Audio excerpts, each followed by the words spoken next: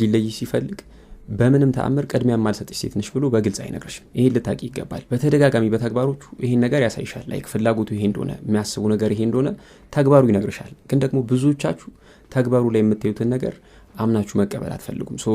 አወዛገበኝ፣ ግራ አጋባኝ፣ ጸባዩ ተቀየረብኝ፣ ምን ይሻለኛል ምናምን ብላችሁ ስትሉ ትሰማላችሁ። ግን ደግሞ ምንም የሚያወዛግብ ነገር የለም። አክሽኑን ስትመለከቱ፣ ተግባሩን ስትመለከቱ፣ የሚያደርጋቸውን እያንዳንዷን ነገሮች ስትመለከቱ ሁሉም ነገር እዛ ጋር በግልጽ ይታያል። ቅልብጭ ብሎ የሚታይ ነገር ነው። ላይክ መለየት ነው የሚፈልገው፣ ትቶሽ መሄድ ነው የሚፈልገው ከሚያደርገው ነገር ተነስተሽ ማለት ነው። ግን እውነታውን መቀበል አትፈልጉም አብዛኞቻችሁ። መለየት ወይም ደግሞ ያንን ልጅ ማጣት ስለማትፈልጉ ብዙዎቻችሁ ይሄን ሁኔታ ውዝግብ ብላችሁ ሪፈር ታደርጉታላችሁ። ይህ ትክክል አይደለም።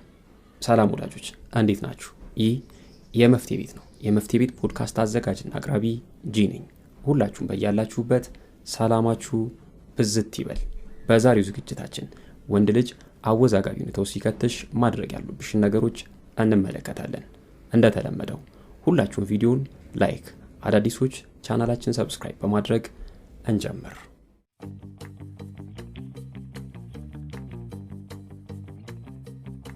የመጀመሪያው ከአንቺና ከፍቅር ግንኙነታችሁ ምን እንደሚፈልግ አትጠይቂው። ይኸውልሽ እዚህ ጋር ብዙ የፍቅር ግንኙነት ምክሮች ላይ የፍቅር አጋርሽ ምን እንደሚፈልግ ለማወቅ ጥያቄሽን በቀጥታ ጠይቂው ምናምን ሲባል ሰምተሻል። ይሄ ላይ ሲታይ ያስኬዳል፣ የሚያስኬድ ነገር አለው ማለት በጣም ሎጂካል ነው። አንድ ሰው የሚፈልገውን ነገር ለማወቅ ያንን ሰው ምን ትፈልጋለህ ብሎ መጠየቅ የሚፈልገውን ነገር ለማወቅ ትክክለኛው ጥያቄ ነው ማለት በጣም ሎጂካል ነው፣ የሚያስኬድ ነገር ነው። ግን ደግሞ when it comes to የፍቅር ግንኙነት የዚህ ጥያቄ ችግር ምን መሰለሽ፣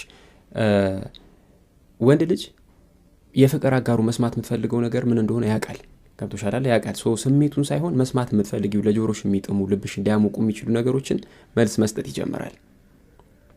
ትክክለኛ ፍላጎቱን ትክክለኛ ሀሳቡን ማወቅ ወይም ደግሞ ማግኘት አትችይም። በቃ አንቺ መስማት የምትፈልጊውን ነገር ስለሆነ የሚነግርሽ ደስ ይልሻል ምናምን ትዘናጊያለሽ። አንዳንዴም እነዚህ ነገሮች ሲነግርሽ ወይም ደግሞ ሲመልስልሽ ላይክ እነዚህ ልብሽን የሚያሞቁ ደሳስ የሚሉ ነገሮችን ሲነግርሽ ሊዋሽሽ ፈልጎ ወይም ደግሞ ሊያስመስል ፈልጎ ያደረጋቸው ነገሮች ላይሆኑ ይችላሉ።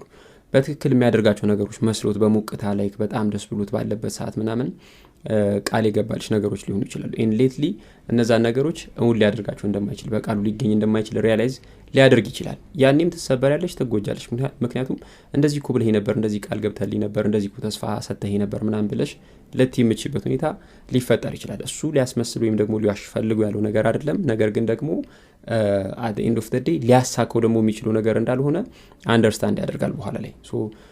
በዚህ ምክንያትም አንዳንድ ጊዜ ትክክለኛ ስሜቱ ላይነግርሽ ይችላል ወይም ደግሞ ትክክለኛ አሁን ያለበትን ነገር ላይነግርሽ ይችላል።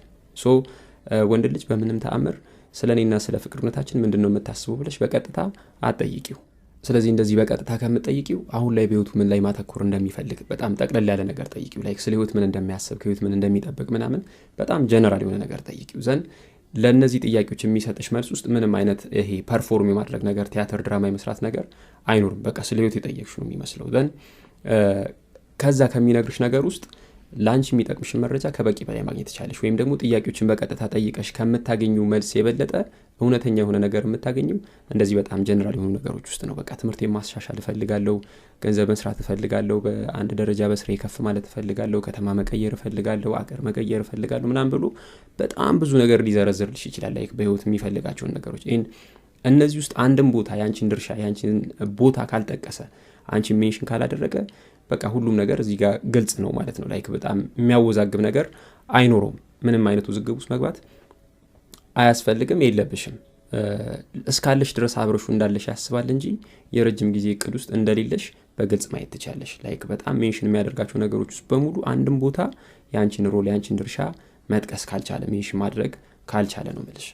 ያንቺን በህይወት ውስጥ መኖር ላይክ በቁም ነገር ያልወሰደ ወይም ደግሞ እስካለሽ ድረስ ብቻ አለች ብሎ ከሚያስብ ወንድ ጋር ከዛ በኋላ ፊውቸር ሊኖርሽ አይገባም። እንደዚህ ጋር ሌላ ላስጠነቅቅሽ የሚፈልገው ነገር ምን መሰለሽ፣ ቆይ ግን እኔና ያንተ ነገር ስለኔና ስላንተስ ምን ታስባለህ በዚህ ሁሉ ውስጥ ምናምን ብለሽ አትጠይቂው። እንደዛ የምትጠይቂው ከሆነ ወደ ቅድሙ ጥያቄ ነው የተመለሽው።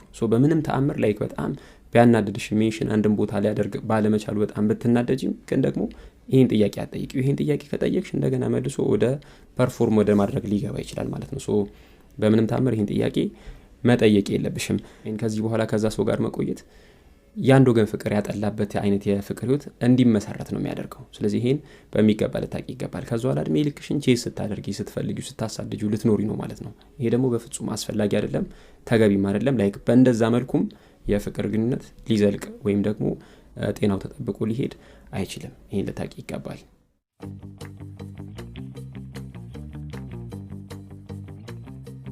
ሁለተኛ በሚሰጥሽ ጊዜና በሚሰጥሽ ትኩረት መዝኙ ወይም ደግሞ በጥረቱ መዝኙ። ይኸውልሽ እዚህ ጋር በጣም ብዙቶች የሚሸወዱበትና ስህተት የሚሰሩበት አንድ ነገር አለ። ምን መሰለሽ? ለምሳሌ ፍቅር አጋርሽ የሆነ ነገር ያደርግልሻል። ያ ያደረገልሽ ነገር የሚፈጥርብሽ ስሜት ይኖራል። ላይክ ጥሩ ነገር አድርጎልሽ የደስታ ስሜት ይፈጠርብሻል። እያልኩሽ ያሉት በዛ ስሜት ያ በተፈጠረብሽ ስሜት ልጁን አትመዝኙ ነው። ላይክ ያንን ነገር ለማድረግ ምን ያህል ጊዜ ወሰደበት፣ ያንን ነገር ለማድረግ ምን ያህል ትኩረት አደረገበት፣ ምን ያህል ጣረ በሚለው ነገር ነው ልትመዝኙ የሚገባው እንጂ ያ ነገር በሚፈጥርልሽ ስሜት ልትመዝኙ አይገባም። እዚህ ጋር ምናልባት ትንሽ ግር የሚል ነገር ሊኖር ይችላል። ላብራራለሽ። ለምሳሌ የሆነ ቦታ ልትገናኙ ተቀጣጥራችሁ ወደ አንቺ ሲመጣ የሆነ አበባ ይዞ ቢመጣ ወይ ደግሞ ቸኮሌት ይዞ ቢመጣ ይሄ የሚፈጥርብሽ ስሜት አለ። በጣም ደስ ይልሻል፣ ትፈነድቅ ያለሽ ምናምን በቃ ደስ ይልሻል። ማለት የነገሩን መግዘፍና ማነስ ሳይሆን ሴት ልጅ እንደነዚህ ነገሮች ስለሚያስደስቷትና ተፈጥሯ ስለሆነ ትደሰቻለሽ። በጣም ከምነግርሽ በላይ ደስተኛ ትሆኛለሽ። በቃ ደስ ይልሻል በጣም። ግን ያ የደስታ ስሜት ልጁን የምትመዝኝበት ስሜት ሊሆን አይገባም። ልጁን የምትለኪው በዛ ሞመንት በዛ ቅጽበት ሊሆን አይገባም። ያንን ነገር ለማድረግ ምን ያህል ኢፈርት አወጣ፣ ምን ያህል ኢፈርት ኤግዘርት አደረገ፣ ምን ያህል ትኩረቱን ሰጠ በሚለው ነገር ነው ልትመዝኙ የሚገባው እንጂ እጁ ላይ ይዞ በመጣው ነገርና በፈጠረብሽ ስሜት ልትመዝኙ አይገባም። ለምሳሌ አሁን እንዳልኩሽ ወደ አንቺ ሲመጣ ያንን ነገር ለምሳሌ አበባ ይዞ የመጣው የሆነ አዟሪ ይዞት ስለመጣ እና ሲያይ ስለተመቸው ገዝቶት ሊሆን ይችላል፣ ጫማ ሊያስጠርበት ተቀመጠበት። ኦር ደግሞ ዝርዝር ብር ስላጣ የሆነ ቸኮሌት ገዝቶ ብሩን ዘርዝሮ ሊሆን ይችላል። በእንደዚህ አይነት መልኩ አምጥቶት ሊሆን ይችላል። በየትኛውም አይነት መንገድ ቢያመጣው ትደሰቻለሽ፣ ደስ ይልሻል ምናምን። ግን ምን ያህል ያን ነገር ለማድረግ ጥረት አደረገ የሚለው ነገር ልዩነቱን ይፈጥራል። ልጁ ይህን ነገር በማድረጉ አበባን በዩ ቸኮሌትን በዩ በየትኛውም ምክንያት ይዞ ቢመጣ ጥፋተኛም አይደለም ስህተትም አይደለም። ያደረገው ነገር ትክክል ነው። ሊያስመስልም ፈልጎ አይደለም።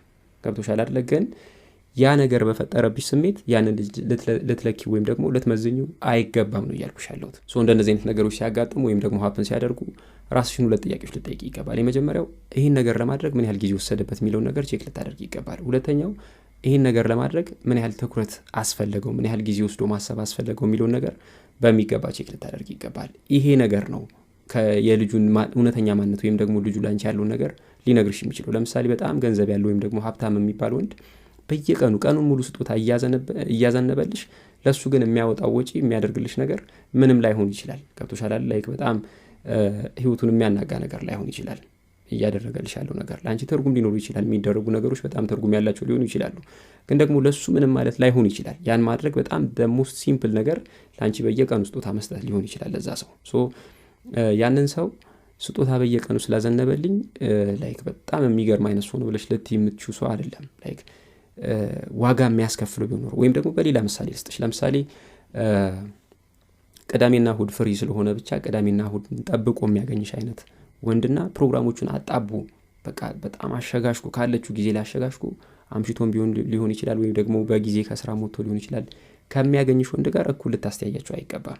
ገብቶሻል? ያኛው ጀስት ፍሪ ታይሙን አልባሌ ቦታ ከማሳለፍ አንቺን ሊያገኝ መርጦ ሊሆን ይችላል። ይሄኛው ግን ያለውን ሰዓቱን አጣቦና አሸጋሽኩ ለአንቺ የምትሆን ጊዜ አብቃቅቶ ያገኘሽ ሰው ነው። ሁለቱ በምንም መልኩ የሚነጻጸሩ አይደለም ነው እያልኩሽ ያለሁት። ስለዚህ የልጁን ትክክለኛ ማንነት ማወቅ የምትፈልጊ ከሆነ ያደረገልሽ ነገር በሚፈጥርብሽ ስሜት ሳይሆን ያደረገልሽን ነገር ለማድረግ ያወጣውን ጊዜ ያወጣውን ትኩረት የፈጀበትን ነገር ነው ወይም ደግሞ ጥረቱን ነው ልትመዝኝ የሚገባው ማለት ነው። በጥረቱ ነው ልትለኪው የሚገባው። አይ ቲንክ አሁን ግልጽ ሆኗል ብዬ አስባለሁ። እዚህ ጋር አሁንም አንድ ነገር በሚገባ ልብ እንድትኝ ይፈልጋል። ይኸውልሽ ገንዘብ ያለው ወንድ የወደዳት ልጅ ላይ የእውነት ኢንቨስት አያደርግም እያልኩሽ አይደለም። ያደርጋል። ወይም ደግሞ ኢንቨስትመንቱ ፌክ ነው እያልኩሽ አይደለም። የሚያደርጋቸው ነገሮች በሙሉ ፌክ ናቸው ማለት አይደለም። የእውነት ኢንቨስት ያደርጋል። እዛ ጋር ምንም ጥያቄ ሊፈጠርብሽ አይገባም። ግን ደግሞ ይሄን ሰው የምትመዝኝው ባደረገልሽ ከኪሱ መሽረጥ አድርጎ አውጥቶ በሚያደርግልሽ ነገር ሳይሆን ሲናደድ እንዴት ነው ትሪት የሚያደርግሽ፣ ሲቆጣ ምን ያህል ነው ትዕግስቱ፣ ወይም ደግሞ ገንዘብ እስካለኝ ድረስ የሚል አስተሳሰብ አለው የለውም፣ በገንዘብ የትኛውን ነገር ማድረግ እችላለሁ ብሎ ያስባል አያስብ የሚለውን ነገር በሚገባ ቼክ ልታደርግ ይገባል። ይህን ሰው የምትመዝኙ በእንደነዚህ አይነት ነገሮች እንጂ በሚያደርግልሽ ነገር አለም ወይም ደግሞ በገንዘብ አቅም ሊፈቱ በሚችሉ ነገሮች አይደለም ልትመዝኙ የሚገባው። በምን አይነት መልኩ ነው ትሪት የሚያደርገኝ የሚለውን ነገር በሚገባ ቼክ ልታደርግ ይገባል። ያደረገልሽን ነገሮች መቁጠር ትተሽ ያደረጋቸውን ነገሮች ለማድረግ ምን ያህል አታገለው የሚለውን ነገር በሚገባ ቼክ ልታደርግ ይገባል። የልጁን እውነተኛ ማንነት ማግኘት የምትችው ጥረት ውስጥ እንጂ የሚያደርጋቸው ነገሮች ውስጥ አይደለም። ይሄን ሁልጊዜም ልታስታውሹ የሚገባ ነገር ነው።